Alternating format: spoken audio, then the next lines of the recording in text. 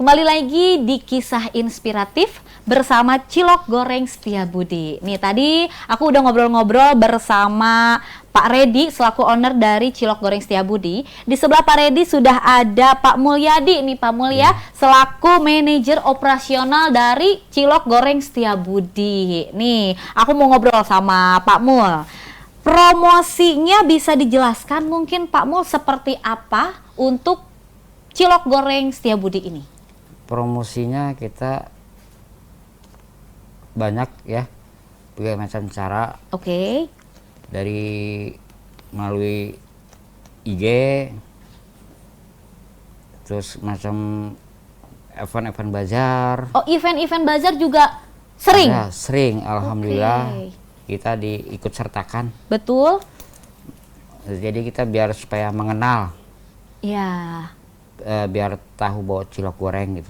Oke, event apa aja nih yang sudah Pak Mul bawakan atau si Cilok Goreng ini sudah ikut berbagai event apa aja? Ya, pertama event Festival Bandung Soha. Oke. Alhamdulillah kita dapat. Itu kan dekorasi. Ya. Terus ke Jambore. Ikut juga. Alhamdulillah dapat. Setiap ada event itu dekorasi di link. Pasti dipilih. pokoknya kalau ada event-event ada Cilok Goreng Setiabudi ya, Ya. event-event kuliner. Paling jauh event kemana aja nih? Apa masih di sekitaran Bandung? Apa di luar Bandung pernah ikutan? Masih daerah Bandung. Oke. Masih daerah kota Bandung. Masih di daerah kota Bandung ya. Selama event biasanya berapa hari nih untuk Cilok Goreng ini ikut? Paling lama 4 hari. 4 hari. 4 hari ini menghabiskan berapa banyak cilok goreng nih coba? Oh, nggak bisa dihitung ya. Waduh, tidak bisa terhitung nih pemirsa ya. Perharinya deh.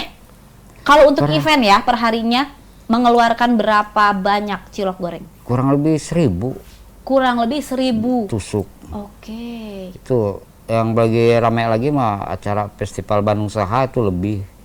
Terus sama Jambore lebih dahsyat lagi itu. Oke. Ramainya. Per hari loh ya ini, Ya. bisa lebih dari 1000. Oke. Dan untuk penjualan, per harinya bisa keluar berapa banyak nih? Untuk di online ya? Ya. Untuk penjualan Kalau di online. online kita kurang lebih 8 ribuan 8.000 per hari? tusuk. 8.000 tusuk per hari. Oke, itu untuk cilok goreng aja. Cilok goreng Tapi aja. yang lainnya juga masih tetap ready kan? Masih. Bisa order juga yang lainnya. Oke, tantangan dari Bapak sendiri apa nih? Bisa dijelaskan untuk yang namanya operasionalnya seperti apa? Ya, kendalanya mungkin persaingan. Pasti persaingan ya. Apalagi banyak banget ya ibaratnya yang kayak mengatasnamakan cilok goreng. Oke.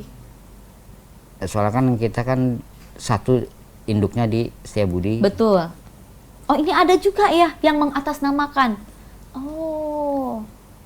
Ya, mungkin dari para pelanggan bisa mencobalah ibaratnya ngerasain perbedaannya dari induk sama yang lainnya gitu ya. Betul.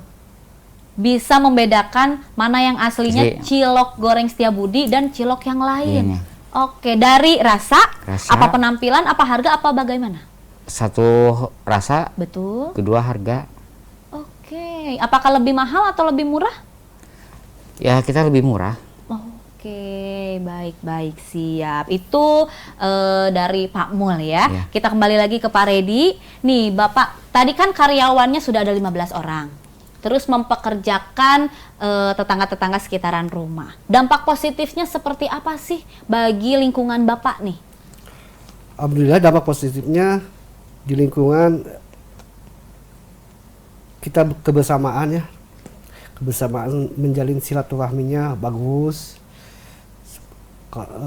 Kita juga waktu dulu mah kita setiap bulan mengadakan ngariung pengajian. Oke.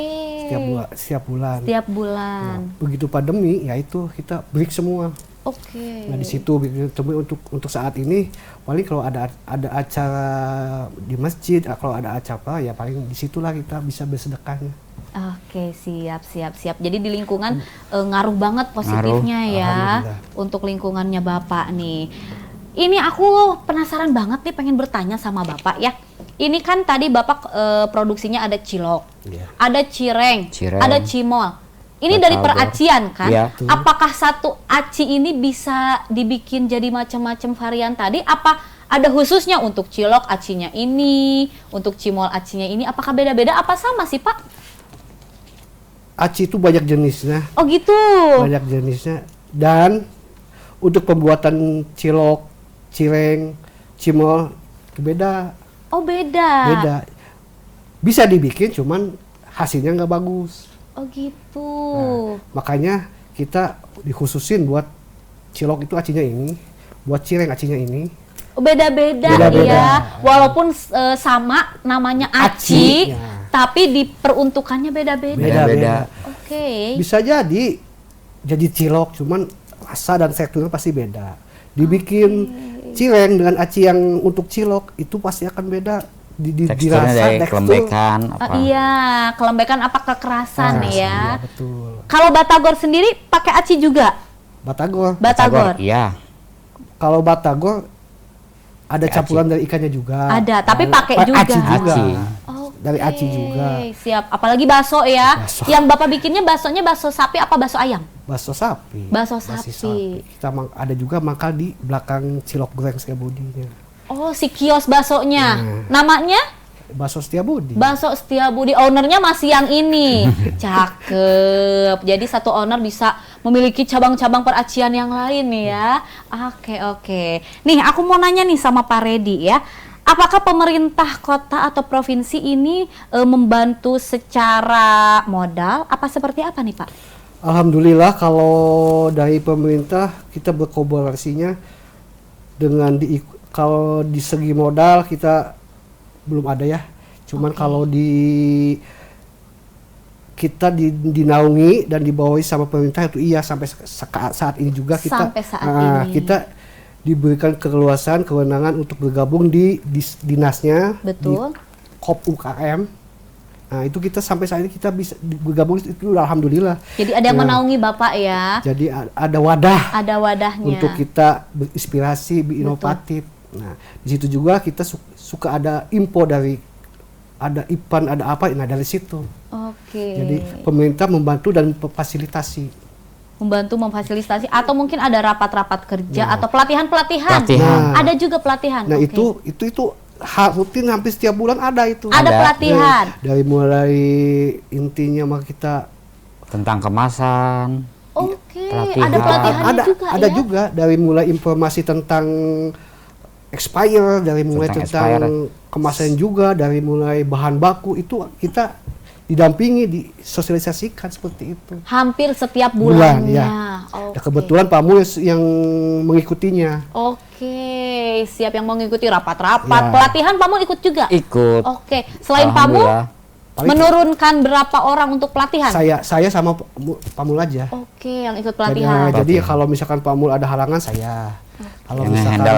Kalau misalkan harus ada beberapa orang ya berdua gitu ya. aja. Nanti ilmu-ilmu yang didapat selebihnya dikasih tahu ke para karyawan di rumah. Kita sosialisasikan, Betul. kita instruksikan, begini kita terapkan dalam arti dari mulai kesehatannya, dari mulai ya kita intinya yang kita dapatkan dari hasil seminar yaitu kita sampaikan kepada karyawan. Jadi supaya karyawan juga apa yang kita hasil dari seminar itu seperti apa manfaatnya buat kita, nah kita kasih tahu supaya ada yang intinya kita kebersamaan, berbagi kebersamaannya juga. Ya itu ya mungkin di sini juga dengan acara begini ya mungkin jadi ibadah menyampaikan ilmu lah. Betul. Belajar sama-sama belajar kita ya. Oke. Dan untuk pemasarannya nih, tadi kan ada gerobak offline-nya juga ya, yang mau beli langsung ke sana bisa. Terus yang kemasannya juga ada. Untuk yang gerobak, satu hari bisa menghabiskan berapa cilok goreng? Kalau di gerobak, kalau hari biasa di 3.000 ya. 3.000. 3.000. 3.000 tusuk apa 3.000 butir? 3.000 tusuk. Oke. Kalau di weekend bisa sampai 5.000. 5.000 tusuk, satu tusuknya 4. Ya hitung aja deh pokoknya berapa banyak yang keluar itu aja kisi-kisinya ya. Betul, nah, betul. untuk yang kemasan ini apakah berbeda, jauh lebih pesat pengeluarannya nih untuk butirannya? Apa sama, apa lebih banyak yang mana, yang di gerobak atau yang kemasan? Kalau penjualan sih lebih baik yang di gerobak. Oke, Lebih banyak di yang on the gerobak. spot ke sana ya. Hmm. Karena siapa aja yang ngelewat bisa. Ya betul, kalau ini kan siapa yang pesan baru kita kirim. Siapa Kita order. Jadi, tapi tetap kita intinya mah kita produksi itu nggak khusus untuk digobal aja. Kita Betul. juga untuk jadi persiapan dari bahan baku untuk persiapan untuk bikin kemasan juga harus tetap ready. Oke. Jadi begitu ada orderan up, kita nggak kelang kabut lah. Iya, intinya mah. Jadi udah kita ada stok ready, ya. betul. Udah ada stok. Tapi kita nggak ready stok, nggak ready stok barang. Oh, enggak. Nggak ready ada. stok barang. Oke. Jadi kita produksi yang fresh. Oh iya, biar nggak di. Nah, Kalau dan- yang dilama-lamain produksinya ngaruh nggak kerasa? Sebenarnya sih enggak. Ya itu kan expirednya sampai 30 hari kan. kalau Betul, di freezer. Nah, di itu masih freezer ya. aman, masih enak. Oke. Nah, kenapa saya bilang ini? Customer yang bilang, bukan saya. Bukan Bapak yang bilang, tapi yang udah Customer. mencoba Nah, ya. itu. Baik, Makanya saya berani memastikan seperti itu karena customer yang bilang. Betul, betul. Sudah terbukti. Ya. Betul. Kalau kita eksperimennya di 14 hari sebenarnya. 14 hari. 14 hari itu masih bagus, masih bagus. Masih bagus ya. Cuman begitu customer, Pak, ini saya ini lupa katanya, Pak. Ya. Ternyata ada cilok di pisah. Begitu udah 30 hari masih enak, Pak. Alhamdulillah. Oh, alhamdulillah ya. Karena pemilihan bahannya Nah, itu. itu. Ya kita ya didasari sama itu. Betul, Pilihan bahan betul. baku yang bagus lah. Siap. Ditahan dulu, masih ada satu segmen terakhir nih kita berbincang ya. Dan Siap. untuk pemirsa PJTV di rumah jangan kemana-mana. Nanti kita balik lagi setelah pariwara berikut ini.